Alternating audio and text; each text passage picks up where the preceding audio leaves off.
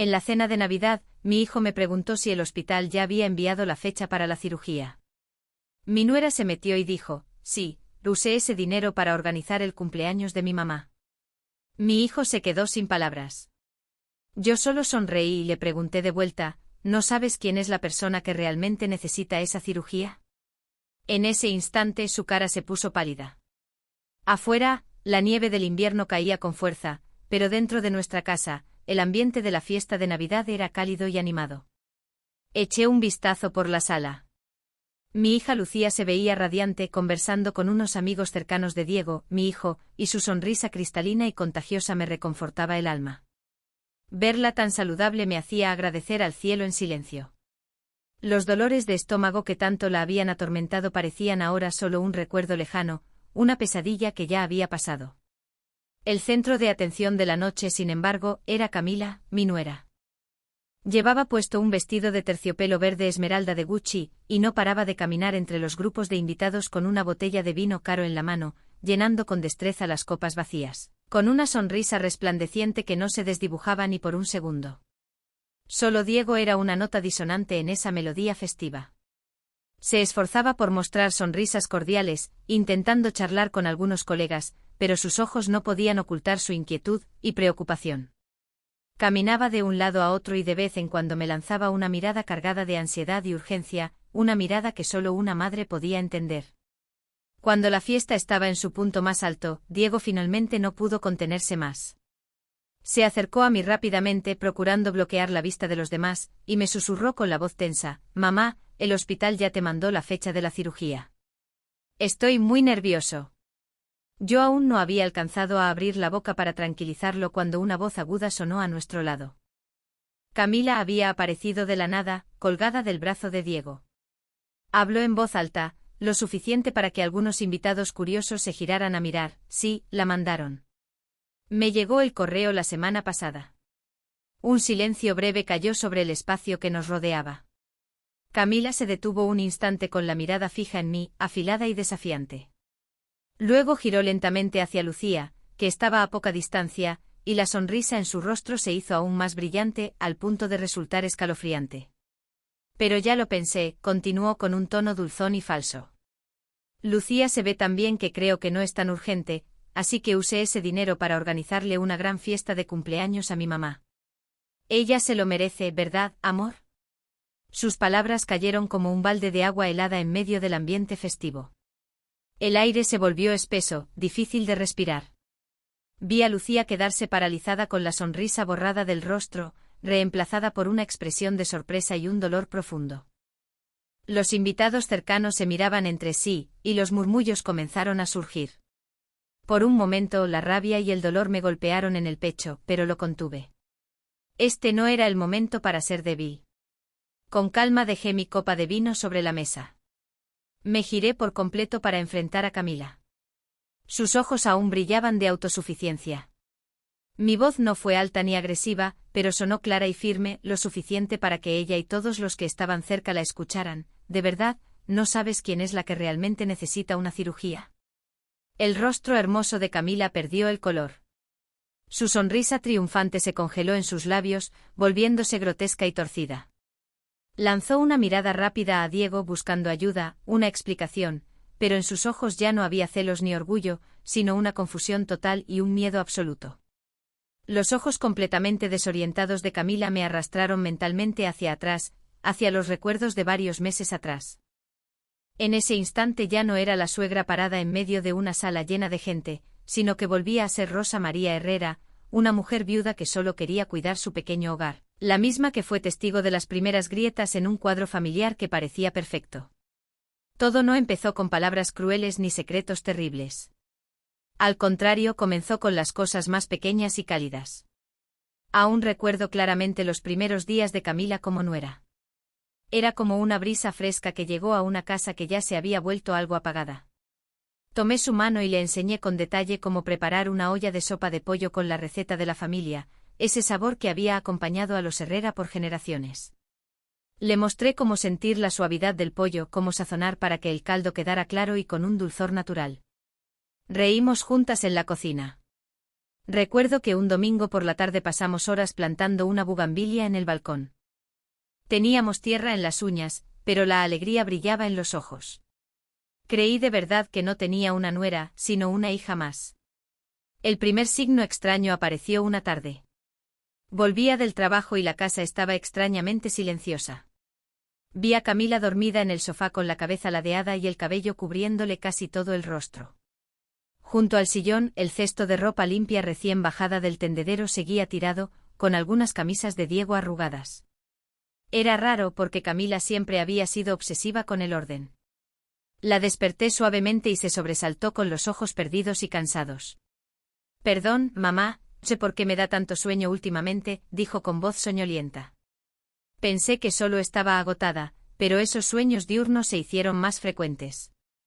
Comenzó a quejarse de dolores de cabeza persistentes, de un dolor de espalda constante que la hacía fruncir el ceño incluso en la mesa. Su sonrisa ya no era la de antes, estaba reemplazada por una expresión agotada que ni el maquillaje podía ocultar.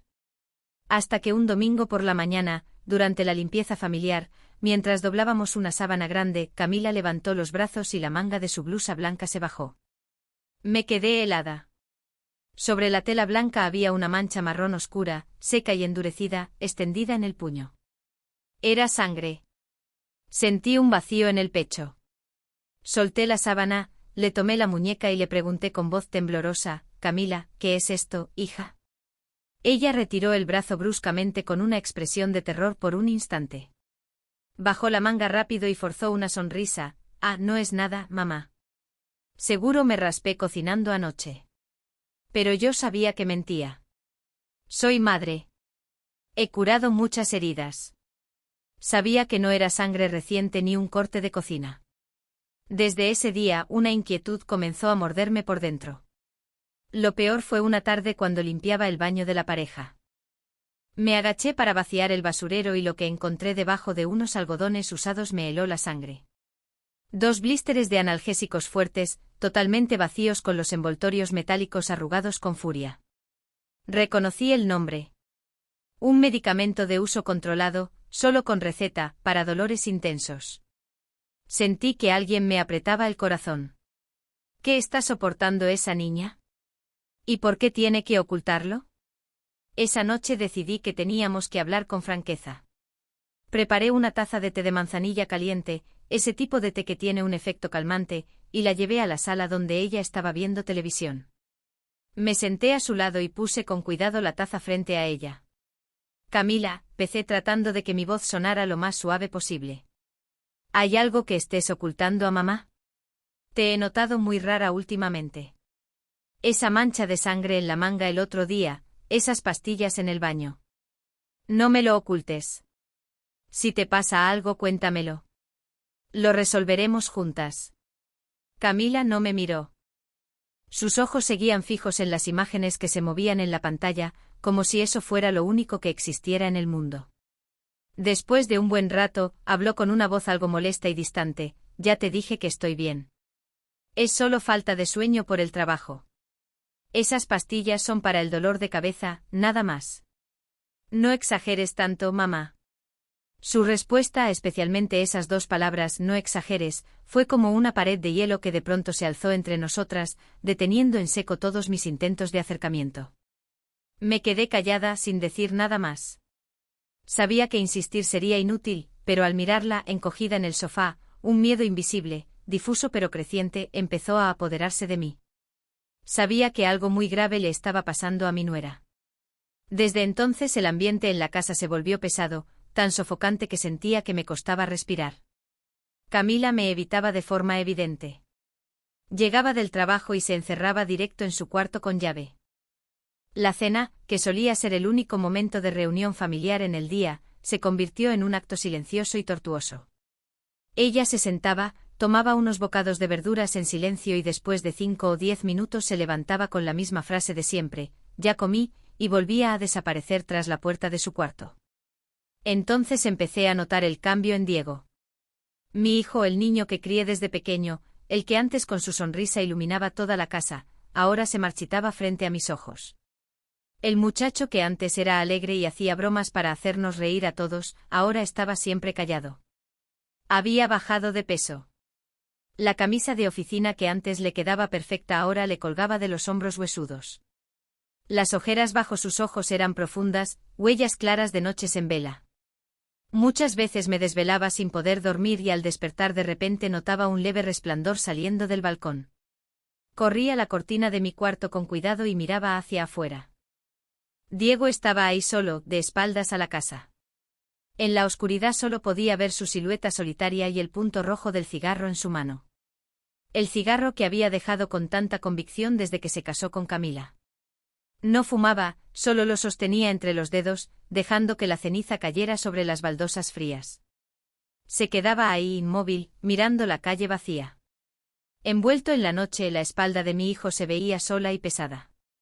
¿Qué carga estaba llevando que lo obligaba a buscar refugio en ese balcón helado y en ese humo venenoso? No podía soportar más esa atmósfera.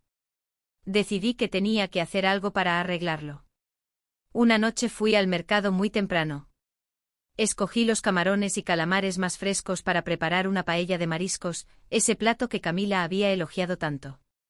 Pasé toda la tarde en la cocina sofriendo con cuidado cada grano de arroz con azafrán hasta lograr un color dorado brillante, acomodando el marisco con esmero encima de la sartén. Incluso puse un pequeño florero con rosas en el centro de la mesa. Solo esperaba que una buena comida pudiera romper el hielo entre nosotras. Cuando Camila regresó del trabajo se detuvo en la puerta del comedor. Miró de reojo la mesa servida con tanto esmero con una mirada vacía, sin emoción. Luego dijo con frialdad, «Estoy cansada, no voy a cenar». Dio media vuelta y subió directo al segundo piso. El sonido de sus tacones sobre los escalones de madera me pareció lejano y cruel. Diego se sentó a la mesa frente a la silla vacía de su esposa. Me miró intentando forzar una sonrisa torcida. «Le voy a llevar el plato». Debe estar muy cansada. Sirvió una porción generosa de paella, eligiendo con cuidado los camarones más grandes y subió. Pero minutos después volvió con el plato intacto. No dijo una palabra. Fue a la cocina y tiró todo el arroz aún caliente a la basura. Yo me quedé ahí viendo la escena con el corazón hecho trizas. Sus ojos en ese momento estaban llenos de impotencia, tristeza y algo roto por dentro. Aquella tarde fatídica yo estaba en el jardín trasero. Me acerqué a los rosales que mi difunto esposo había plantado con sus propias manos. Podar secas y cortar las flores marchitas siempre me ayudaba a calmarme. Me hacía sentir que él seguía ahí. Estaba a punto de cortar una rosa roja que ya estaba decayendo cuando escuché el auto de Diego llegar. Miré el reloj, varias horas antes de lo habitual. No entró por la puerta principal. Usó el portón lateral, el que casi nunca abrimos, y caminó directo al jardín donde yo estaba. Su aspecto me dejó helada, la camisa blanca arrugada, mal abotonada, la corbata suelta colgando del cuello. Tenía la cara demacrada, cansada y los ojos rojos, hinchados, como si hubiera llorado mucho, demasiado. No dijo nada, solo caminó hacia mí con paso tambaleante como si estuviera borracho. Y cuando estuvo a unos pasos de mí, se le doblaron las piernas. Mi hijo, ese hombre alto y fuerte, cayó de rodillas sobre el pasto junto a los rosales llenos de espinas. Hundió la cara en mi delantal de jardinería y rompió en llanto. No eran simples lágrimas, eran sollozos profundos, dolorosos, rotos. No lo escuchaba así desde la muerte de su padre. Las tijeras que tenía en la mano cayeron al suelo de piedra con un clang agudo. Solté todo y lo abracé, rodeando su cabeza temblorosa con el corazón apretado, sin poder respirar. «Diego, ¿qué pasó, hijo? Dímelo». Tardó un buen rato en poder levantar la cara. Temblando sacó del bolsillo un papel doblado, arrugado y húmedo por el sudor. Me lo entregó. Era un resultado médico. Su voz se quebraba. Cada palabra me cortaba el alma. Llevé a Camila al médico. «Mamá, el doctor me pidió hablar a solas». Respiró hondo como si necesitara reunir el último valor que le quedaba. Me miró con esos ojos desesperados. Le encontraron cáncer de ovario. Etapa inicial. El doctor dijo que si no la operan en pocas semanas, las posibilidades de sobrevivir son muy bajas. Luego me apretó la mano, sus dedos fríos clavándose en los míos, mirándome con súplica. El doctor me rogó que no se lo diga por miedo a que se derrumbe. «Mamá, ¿qué hacemos?». ¿Qué hago yo? Yo lo miré destrozado y sentí que mi mundo también se caía a pedazos. Esa noche la casa entera estaba envuelta en un silencio espeso. Arriba, Camila había tomado calmantes y se quedó dormida temprano, sin saber que una sentencia de muerte pendía sobre su cabeza. En la cocina, solo Diego y yo estábamos sentados frente a frente en la mesa de siempre. La luz amarilla caía sobre el papel arrugado del examen que estaba entre nosotros. Yo miraba a mi hijo. Él estaba ahí inmóvil como una estatua, con la mirada perdida clavada en la hoja de papel, las manos entrelazadas sobre la mesa, tan apretadas que se le veían blancas por el esfuerzo. Yo sabía que no podía dejar que se derrumbara. No podía permitir que madre e hijo enfrentaran esta tragedia solos. Respiré hondo, contuve el temblor en el pecho, tomé el teléfono y marqué un número que conocía de memoria. Al otro lado, la voz de Lucía sonó aún medio dormida. «Mamá, ¿qué pasa? ¿Por qué me llamas a esta hora?» Traté de sonar lo más tranquila posible, pero la emoción me quebró un poco la voz. «Lucía, ¿podés venir ya mismo a casa? Es urgente. Ah, y entra por la puerta trasera. No dejes que Camila te vea». No pasó ni media hora y Lucía ya estaba ahí. Se había puesto un abrigo a las apuradas y el cabello aún lo tenía algo despeinado, pero en cuanto vio el estado destrozado de su hermano, supo que algo grave pasaba. La sonrisa se le borró al instante y fue reemplazada por una expresión de preocupación profunda. «Mamá, Diego, ¿qué pasó?» Los tres nos sentamos alrededor de la mesa de la cocina, el mismo lugar que hacía apenas unas horas había sido testigo del derrumbe de Diego. Con dificultad, él volvió a contar todo con la voz ronca entrecortada. Cada palabra parecía quitarle fuerzas. Lucía lo escuchaba con los ojos bien abiertos, horrorizada. Se tapó la boca con las manos para no soltar el llanto, pero las lágrimas igual brotaron, calientes, corriendo por sus mejillas. Cuando Diego terminó, un silencio pesado lo cubrió todo. Miramos la hoja de costos estimados para la operación que el hospital había enviado por correo. La cifra en la pantalla del teléfono parecía una montaña gigantesca, aplastando toda esperanza que apenas empezaba a brotar. Era demasiado, muy por encima de lo que una familia trabajadora como la nuestra podía pagar. El silencio se alargó. Solo se oía el tic-tac constante del reloj de pared y cada segundo retumbaba como un martillazo en los nervios de los tres. El tiempo seguía corriendo y la vida de Camila también se acortaba con cada tic. Fue Lucía quien rompió esa atmósfera asfixiante. Se secó las lágrimas con el dorso de la mano y con una voz firme y decidida que nos sorprendió, dijo: «Vamos a vender el terreno en el pueblo que papá me dejó. Voy a llamar al tío allá mañana temprano.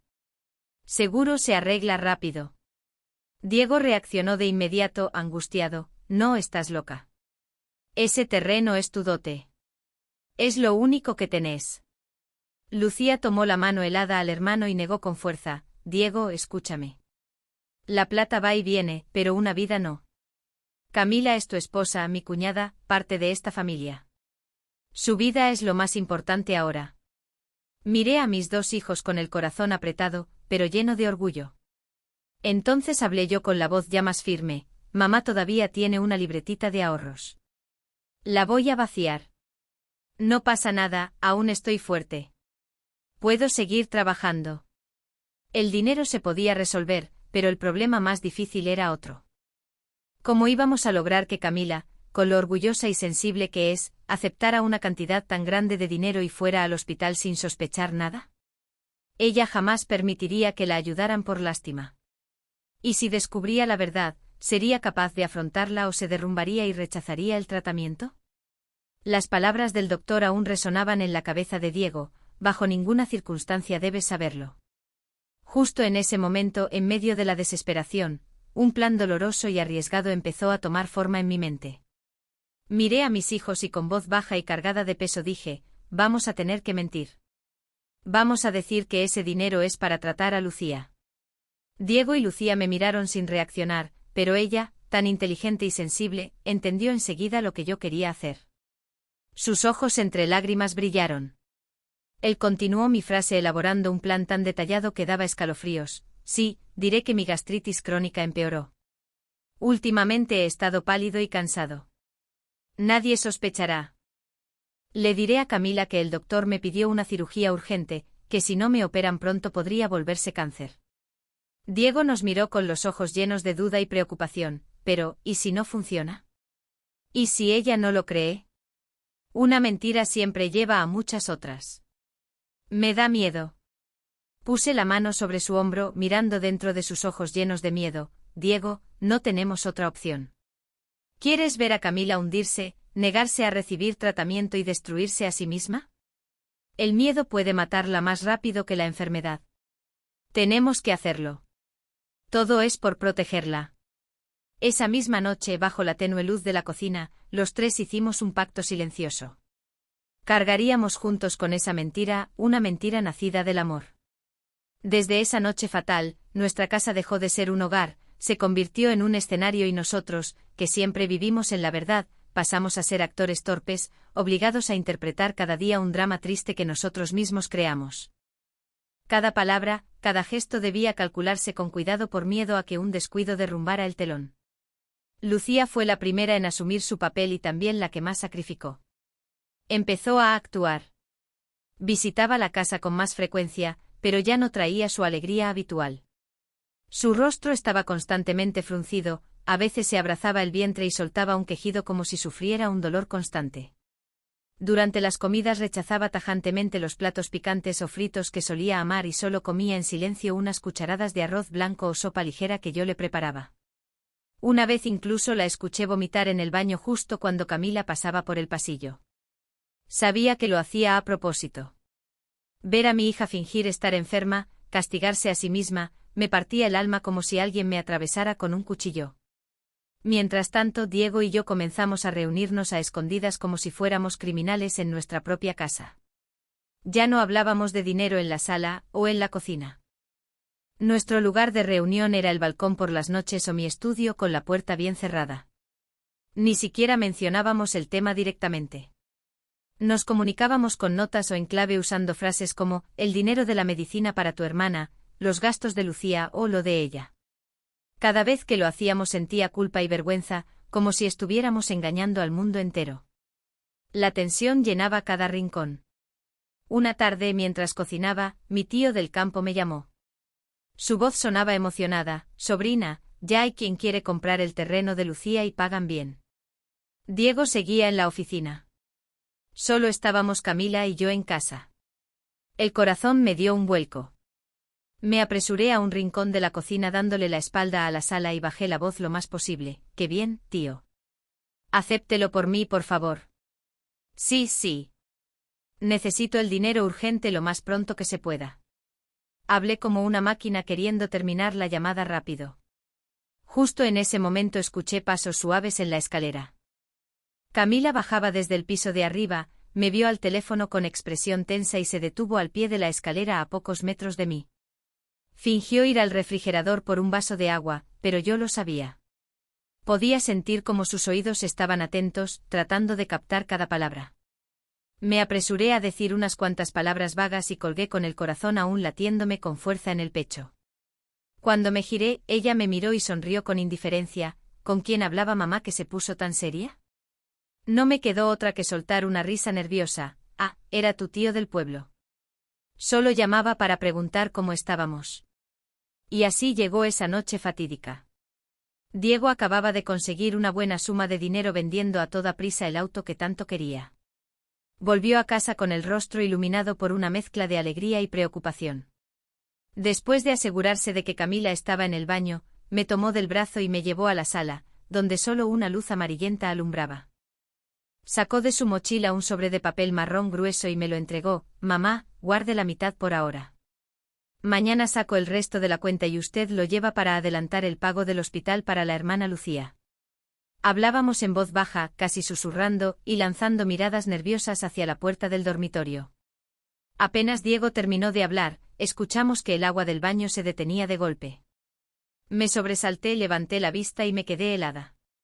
Sentí el cuerpo completamente paralizado. La puerta del dormitorio no estaba cerrada como creíamos. Estaba entreabierta y por esa rendija vi una silueta inmóvil. Era Camila. ¿Desde cuándo estaba ahí? ¿Cuánto había escuchado? Lo había escuchado todo. En un instante de pánico me salió el instinto de madre. Tenía que reaccionar rápido, salvar la situación como fuera. Alcé la voz adrede cambiando el tono a uno cargado de preocupación y dolor, dirigiéndome a Diego, pero con la intención de que la persona detrás de la puerta me oyera. Dios mío, tan grave está tu hermana. No importa el dinero, lo esencial es salvarla. Hijo, dile a tu hermana que no se preocupe, que aquí estamos su madre y su hermano para ayudarla. Apenas terminé la frase, la puerta del dormitorio se abrió de golpe. Camila salió. Aún llevaba puesta la toalla blanca con el cabello chorreando agua sobre el suelo. Miraba fijamente el sobregrueso que tenía en las manos, con una mirada filosa como cuchillo. Luego nos miró a Diego y a mí, que estábamos paralizados. Sonrió, pero esa sonrisa no le llegó a los ojos. En su mirada había frialdad, había algo desconocido. ¿Qué pasa que están tan tensos tú y mamá? Dinero para ayudar a la hermana Lucía. Vaya suerte la de ella, que todos en esta casa se desviven por cuidarla y atenderla. Su voz sonaba dulce de forma extraña, pero cada palabra estaba cargada de una ironía y amargura que daban escalofríos. Desde aquella noche Camila dejó de ser la nuera dulce que yo conocía. El fuego de los celos, alimentado por la sospecha y la sensación de estar siendo desplazada, se convirtió en un incendio feroz. Ya no gritaba ni hacía preguntas. Ahora prefería torturarnos con gestos y frases pequeñas, pero con un veneno que dolía como 1000 puñaladas. La cena se volvió una tortura auténtica. La mesa, antes símbolo de unión familiar, se transformó en un campo de batalla silencioso. Si yo le servía a Lucía un trozo de salmón con cariño y le decía, come pescadito, hija, que es bueno para tu salud y para que te recuperes pronto, Camila, desde el otro extremo fruncía los labios y murmuraba en voz suficientemente alta. Algunos sí están enfermos de verdad, otros fingen para que todos les sirvan y los mimen. Sus palabras eran como agujas envenenadas directas al alma de los tres. Lucía agachaba la cabeza. Yo y Diego solo nos mirábamos sin poder decir nada, llenos de dolor. Camila comenzó a hacer comparaciones crueles y sin filtro. Una vez, cuando Diego regresó del trabajo, trajo una caja de nido de ave de primera calidad, diciendo que era para que su hermana se fortaleciera antes de la operación. Camila apenas lo vio, soltó una risita burlona y le dijo directamente a su esposo sin ningún pudor, yo también vivo cansada, con dolor de cabeza y mareos todo el día, y no he visto que nadie me compre ni una vitamina. Al final la hija siempre será la hija y la nuera, por más que se esfuerce, sigue siendo una extraña. Diego se quedó paralizado. El rostro se le puso pálido. Quiso decir algo pero se contuvo. Sabía que cualquier palabra en ese momento solo echaría más leña al fuego. La actitud de Camila hacia Lucía se volvió claramente hostil. La falsedad de antes desapareció y en su lugar quedó un desprecio sin máscaras. Cuando Lucía estaba viendo una película romántica en la televisión, Camila se acercaba en silencio, agarraba el control remoto y cambiaba el canal a uno de noticias financieras ruidosas, sin decir una sola palabra. Cuando Lucía le pedía prestado un libro del estante, Camila respondía de forma seca, cómprate uno, mis libros no los presto. Cada gesto de ella parecía querer dejar en claro que Lucía era una intrusa, alguien que había llegado a quitarle el afecto que le pertenecía. Lucía, mi hija querida, entendía todo, pero elegía el silencio. Solo sonreía con tristeza, una sonrisa forzada y dolorosa y se alejaba. Pero yo sabía que su corazón sangraba por dentro. Una tarde la encontré llorando sola en el balcón. Los hombros le temblaban tras haber recibido de Camila una ofensa brutal. La llamó una parásita. Me acerqué y la abracé por detrás. No supe decir nada más que perdón, hija. Lucía se secó las lágrimas rápidamente, me miró e intentó sonreír, no pasa nada, mamá. De verdad estoy bien. Mientras podamos salvar a mi hermana, vale la pena aguantar un poco. Sus palabras me rompieron el corazón. Diego y yo vivíamos en un estado de culpa constante. Cada burla, cada mirada hiriente de Camila era como una acuchillada invisible que nos atravesaba. Sabíamos que estábamos dañando a Lucía cruelmente, usándola como escudo en una obra que nosotros mismos habíamos montado, pero no podíamos contar la verdad. Solo nos repetíamos que teníamos que resistir, que si Camila aceptaba operarse, si la niña estaba a salvo, todo habría valido la pena. En ese momento nos arrodillaríamos, pediríamos perdón y lo explicaríamos todo. Nuestra resistencia llegó al límite un fin de semana. Después de tanto esfuerzo, al fin habíamos reunido el dinero necesario. En el almuerzo Diego intentó mostrarse alegre y anunció: ya pagué la operación de Lucía. El hospital la programó para la próxima semana. Camila, que sostenía una cuchara, se quedó congelada. De repente se levantó de golpe y arrojó la cuchara sobre la mesa. Un clank estridente rompió el silencio forzado. Miró a Diego con furia, con los ojos desbordando rabia. Luego nos miró a Lucía y a mí y con voz afilada y llena de resentimiento dijo: «Qué lindo. Aquí el dinero vuela para cuidar a extraños. ¿Alguna vez pensaste en mí? ¿En nuestra familia? ¿En nuestro futuro? ¿O yo solo soy una incubadora para ti?». Dicho esto se dio la vuelta, subió a su cuarto y cerró la puerta de un portazo con una furia desesperada. Esa noche no bajó a cenar. Yo sabía que en esa habitación oscura su rencor ya había alcanzado su punto máximo. Estaba convencida de que nosotros, su propia familia, nos habíamos aliado en secreto para entregarle todo a Lucía. El olor cálido a canela y el perfume suave del pino navideño decorado en la esquina del salón me devolvieron de golpe a una realidad cruel. Las melodías suaves seguían sonando, pero ahora me parecían fuera de lugar, casi una burla. Todas las miradas curiosas de los invitados estaban fijas en nosotros, convirtiendo el rincón acogedor de la sala en un escenario de tragedia desnuda. La confusión en el rostro de Camila duró solo un instante. Rápidamente fue reemplazada por una expresión desafiante y endurecida. Ya no se quedó paralizada ante mi pregunta. Soltó una risa sarcástica llena de amargura y convicción.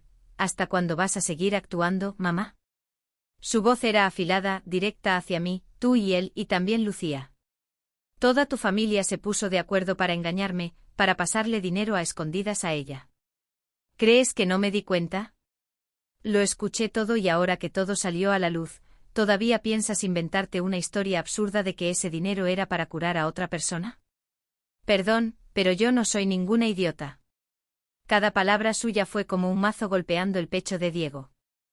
Mi hijo ya había soportado demasiado, la carga de la enfermedad de su esposa, el dolor de tener que mentir, la angustia de ver a su hermana siendo humillada y ahora esta acusación cruel e injusta. La última cuerda de paciencia en él se rompió de golpe. «Basta ya», rugió Diego. Un grito lleno de desesperación y dolor que ahogó la música y los murmullos. Toda la sala se quedó en silencio.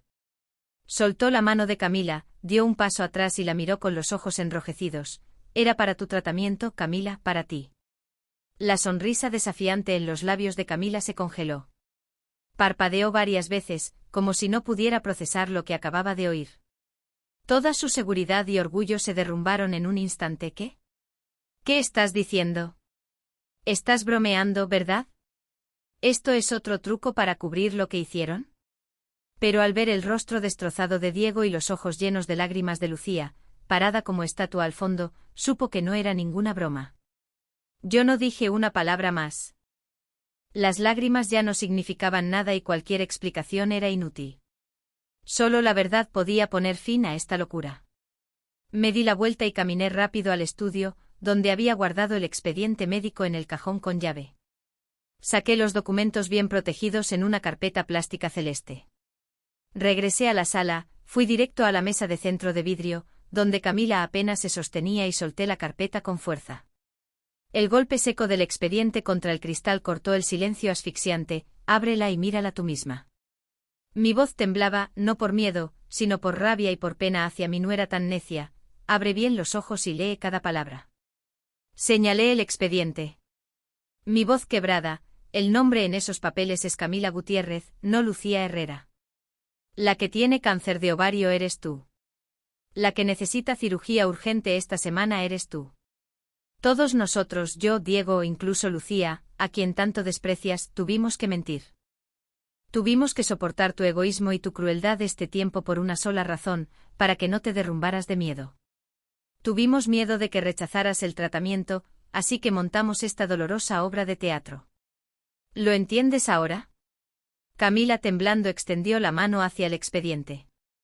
Sus dedos largos pintados con esmero temblaban tanto que no podía ni pasar la portada. Finalmente lo logró. Sus ojos se clavaron en la primera página, donde estaba el resultado del examen con el diagnóstico impreso en letras grandes: carcinoma epitelial de ovario. Su rostro se puso blanco como una hoja sin una gota de sangre.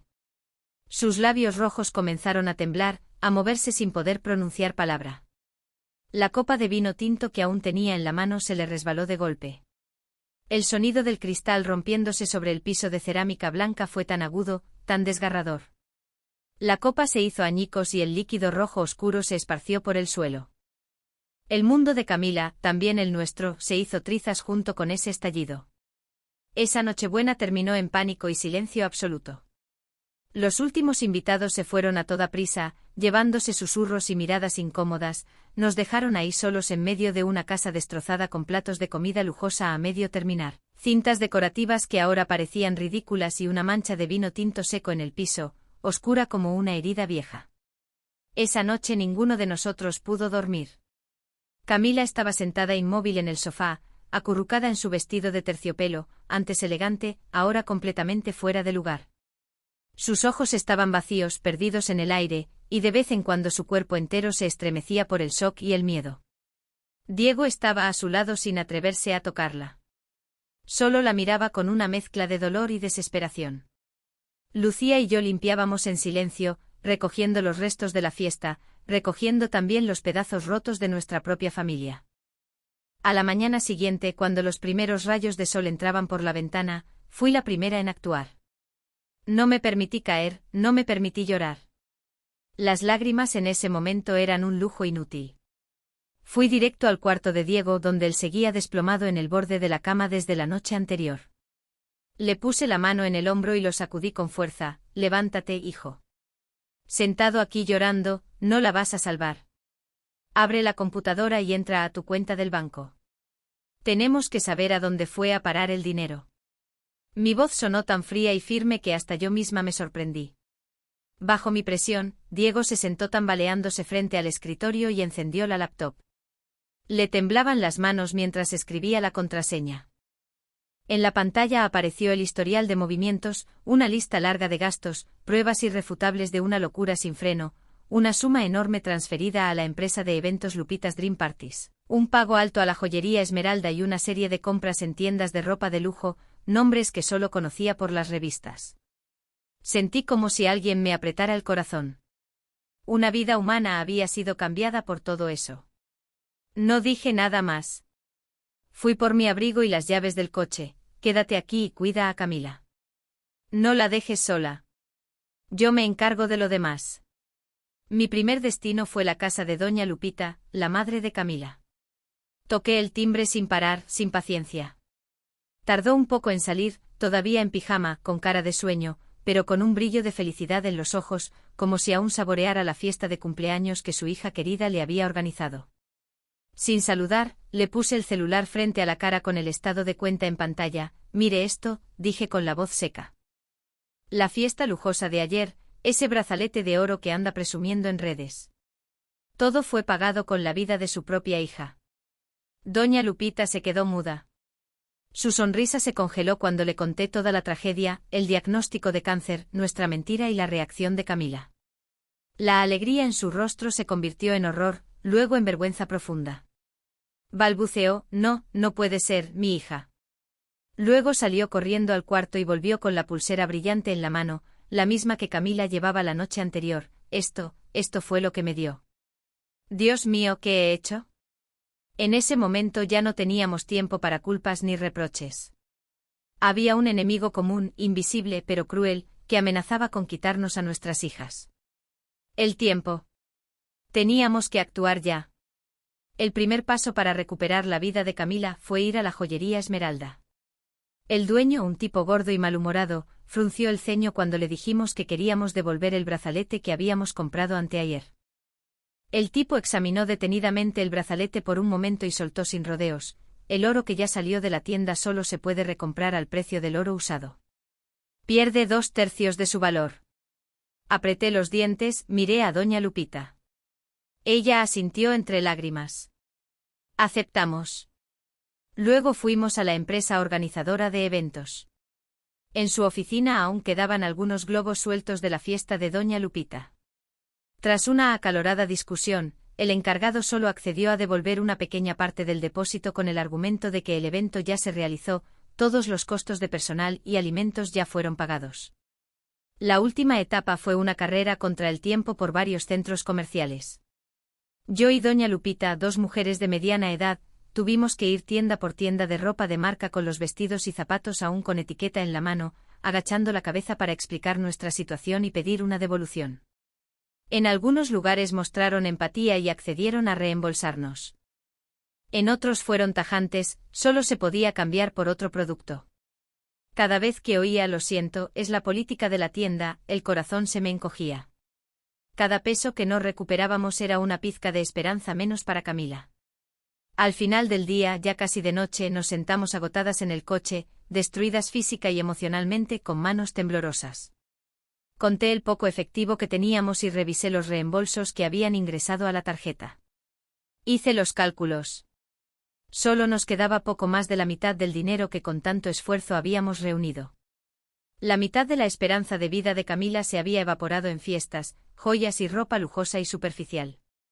Miré el dinero en mis manos y sentí un dolor desgarrador.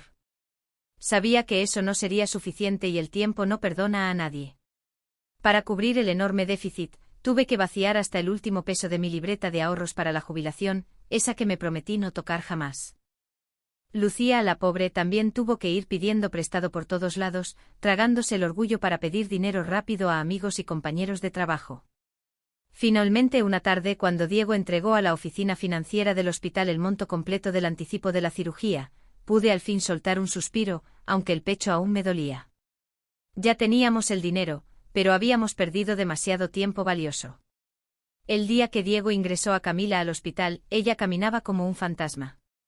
Ya no lloraba, no decía nada, solo guardaba silencio mientras su esposo y el personal médico lo organizaban todo, desde cambiarla a la bata de paciente demasiado grande hasta sacarle sangre para los análisis. Observé a mi nuera, que días antes era la reina de la fiesta y ahora estaba pálida, demacrada. Tenía los ojos hundidos, ojeras oscuras y la mirada vacía. El arrepentimiento y el miedo la estaban consumiendo más rápido que el propio cáncer que crecía en su cuerpo. La cirugía se realizó un miércoles por la mañana, un día gris y lluvioso. Toda nuestra familia estuvo presente, yo, Diego, Lucía y también doña Lupita. Nos sentamos en los bancos metálicos fríos frente al área quirúrgica, sin hablar entre nosotros. El ambiente era tan tenso que se podía cortar con un cuchillo. Diego no paraba de caminar de un lado a otro frente a la puerta verde del quirófano, con las manos entrelazadas, tan nervioso que los nudillos ya se le veían blancos. Lucía estaba a mi lado, me apretaba la mano con fuerza, la tenía fría y húmeda. De vez en cuando desde el otro lado, escuchaba los sollozos contenidos de doña Lupita, esa mujer que ya solo podía rezar en silencio. El tiempo en ese pasillo del hospital parecía pasar de una manera muy distinta, lento, pesado y tan asfixiante que costaba respirar.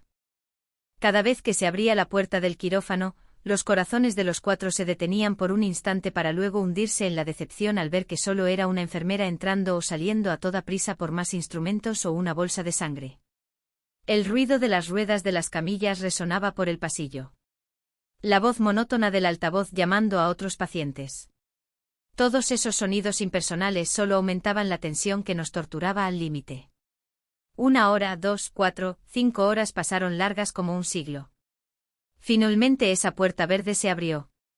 El jefe de cirugía, un hombre de mediana edad con la frente amplia y los ojos marcados por el cansancio, salió y se quitó la mascarilla lentamente. Nos pusimos de pie al mismo tiempo, rodeándolo con los ojos suplicantes llenos de esperanza. Él nos miró uno por uno con una mirada llena de compasión y se detuvo en Diego: hicimos todo lo posible.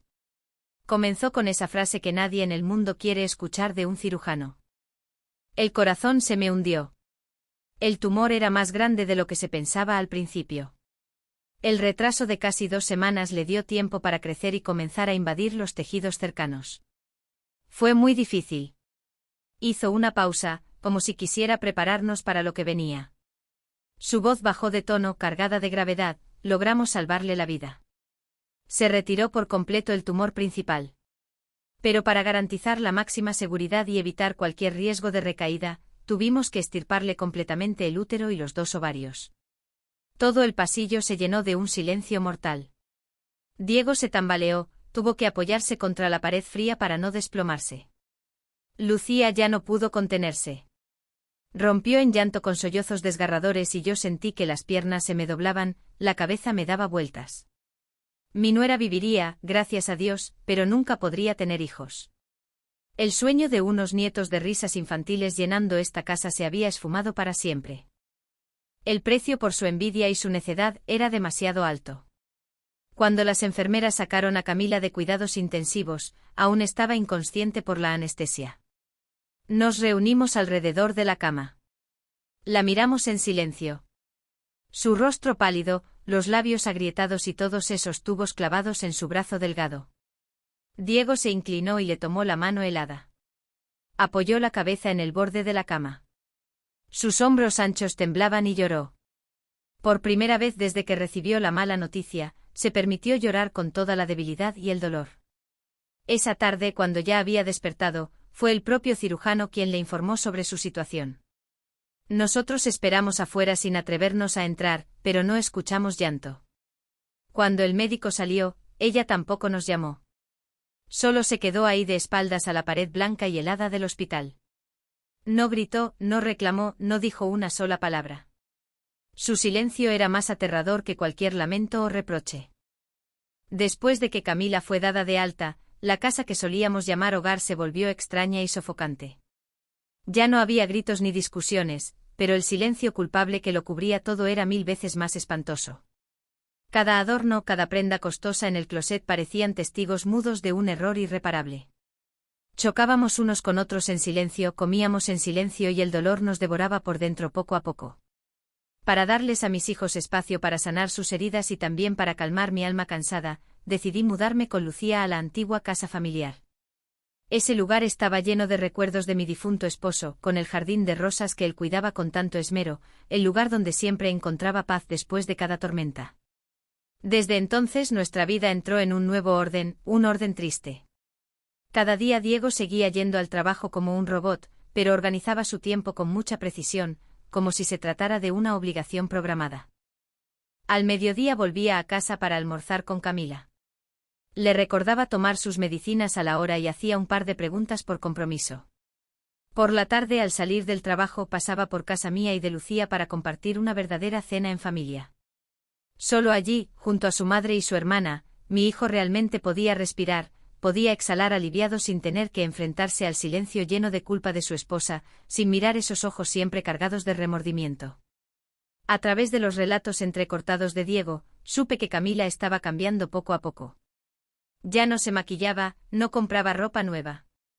Los vestidos de marca estaban guardados en un rincón del armario, cubiertos con una tela para el polvo. Empezó a investigar y aprender a cocinar platos nutritivos para pacientes con cáncer. Limpiaba la casa en silencio una y otra vez, incluso donde ya estaba reluciente. Hacía todo en silencio como una forma de expiar su culpa, una especie de penitencia muda, pero aún no había tenido el valor de llamarme ni de visitar a Lucía y a mí. La vergüenza y el remordimiento habían levantado un muro invisible demasiado grande. No tenía el valor de enfrentarnos, especialmente a Lucía, a quien había herido más. El tiempo seguía su curso silencioso como un río. El otoño con sus hojas amarillas cubriendo el patio pasó y llegó el invierno con los primeros vientos fríos. Y luego la Navidad volvió exactamente un año después de aquella noche espantosa, un año después de que mi familia se rompiera y volviera a recomponerse en medio del dolor. La tarde del 24 de diciembre, mientras Lucía y yo decorábamos juntas el pequeño arbolito en la sala, Diego llegó. Esta vez no entró a cenar como siempre. Mi hijo parecía inquieto. Se quedó en la puerta y me entregó una cajita cuidadosamente envuelta en papel rojo oscuro y una tarjeta blanca. «Es de parte de Camila para ti», dijo en voz baja con algo de duda en el tono. Luego se fue deprisa como si temiera enfrentar mis emociones. Lucía y yo nos sentamos junto a la chimenea que crepitaba suavemente. Coloqué la caja sobre mis piernas y empecé a desenvolverla despacio. Dentro había una bufanda de lana color crema tejida con mucho cuidado y dedicación. Noté que algunas puntadas eran torpes, un poco disparejas, pero justamente eso me conmovió. Sabía que Camila había dedicado mucho tiempo y esfuerzo para tejerla con sus propias manos. Una mujer acostumbrada a la seda y al lujo, ahora se sentaba pacientemente a tejer punto por punto. Me temblaban un poco las manos cuando abrí la tarjeta. No había palabras elegantes ni frases vacías, solo unas pocas líneas escritas con una letra que ya no era segura ni decorativa como antes. La escritura temblaba y en algunos lugares la tinta se había corrido un poco como si hubieran caído lágrimas sobre el papel. Querida mamá, no me atrevo a pedirte perdón. Solo quiero darte las gracias. Estoy viva gracias a ti, a Diego y a Lucía.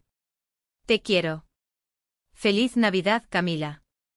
Al leer esas palabras instintivamente llevé una mano a mi boca, pero no pude contener las lágrimas que empezaron a rodar por mis mejillas.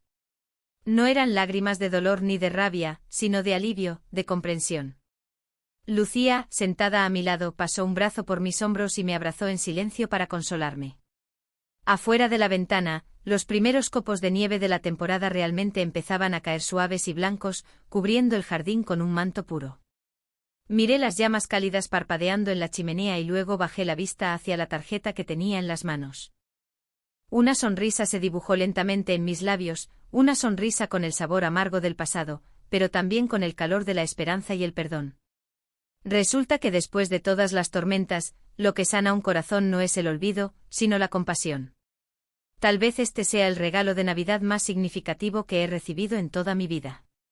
Después de todas las pérdidas, sacrificios y tormentos, entendí que el amor verdadero no son las palabras dulces que se dicen cuando todo va bien, sino el silencio paciente durante los días de tormenta, la elección de perdonar cuando el corazón ya está roto y el valor de poner la vida de otro por encima del orgullo propio.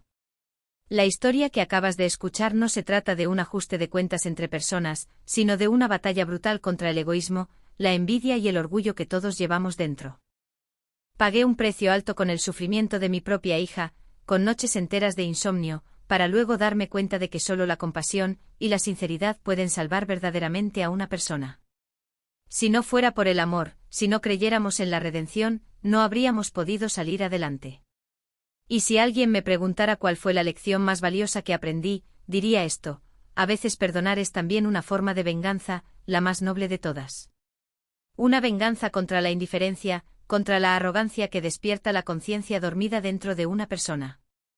La historia que acabas de escuchar ha cambiado nombres y lugares para proteger la identidad de quienes estuvieron involucrados. No contamos esto para juzgar, sino con la esperanza de que alguien escuche y se detenga a reflexionar. ¿Cuántas madres están soportando en silencio dentro de su propia casa? De verdad me pregunto, si tú estuvieras en mi lugar, ¿qué harías? ¿Guardarías silencio por mantener la paz? ¿O te atreverías a enfrentarlo todo para recuperar tu voz?